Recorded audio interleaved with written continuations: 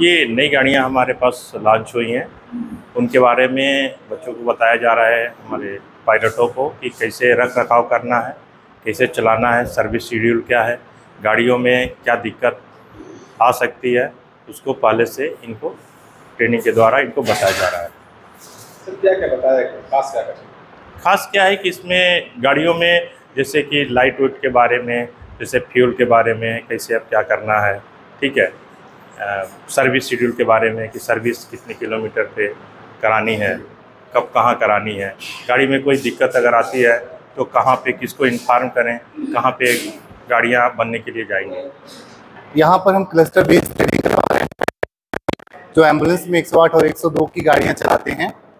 अभी कुछ नई गाड़ियाँ BS6 लॉन्च हुई हैं जो मुख्यमंत्री जी ने किया हुआ है, तो उसमें कुछ एडवांस फीचर हैं, स्पेशली उस पर हम इनको बता रहे हैं।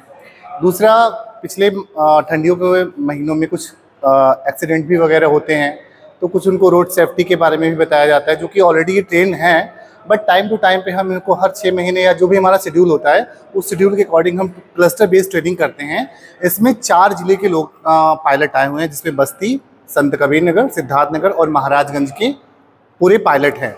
जितने भी हमारे इन 4 जिलों में एम्बुलेंस के ड्राइवर हैं, तो सबका हम लोग बैच वाइज बना करके ट्रेनिंग कराते हैं। इनमें हमारी जो भी लेटेस्ट टेक्नोलॉजी आई हुई है उसके बारे में बताते हैं, और साथ में सेफ्टी रूल्स के बारे में बताते हैं, साथ ही हैंड ओवर टेक ओवर क्या होता है, मतलब जो भी ओवरऑल हमारा प्रोसीजर है ट्रेनिंग का, उस शेड्यूल के बारे में सबको बताया जाता है। सर इस वर्कशॉप में खास बात क्या बताई गई है?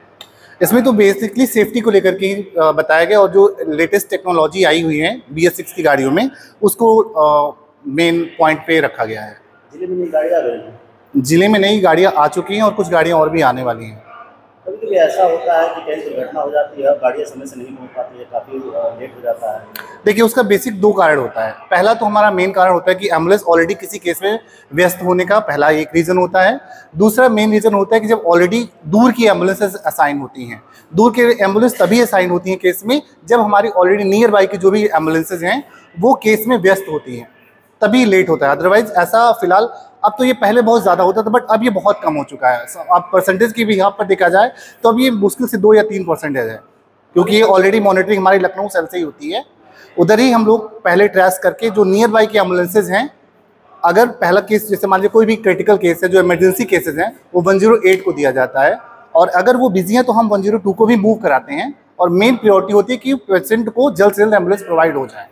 सर मान लीजिए कोई सड़क किनारे घायल अवस्था खड़ा हो, तो वहाँ से कोई खाली एम्बुलेंस गुजर रही हो, उसकी जिम्मेदारी क्या बनती है? देखिए, अगर कोई खाली एम्बुलेंस जा रही है तो अगर वो केस में, पहली बात तो एम्बुलेंस अगर केस छोड़ के वापस आ रही है तो वो हमारा पायलट जो है वो गाड़ी रोक करके उस केस को असाइन कराया करके लेके जाएगा। अगर वो खाली नहीं है तो फिर उसके लिए दूसरी एम्बुलेंस आ जाएगी। अगर खाली जा रही है, मान लीजिए केस में और रास्ते में उसको घायल अवस्था में कोई मिल गया, गंभीर अवस्था में, तब उसकी जिम्मेदारी क्या बनती है?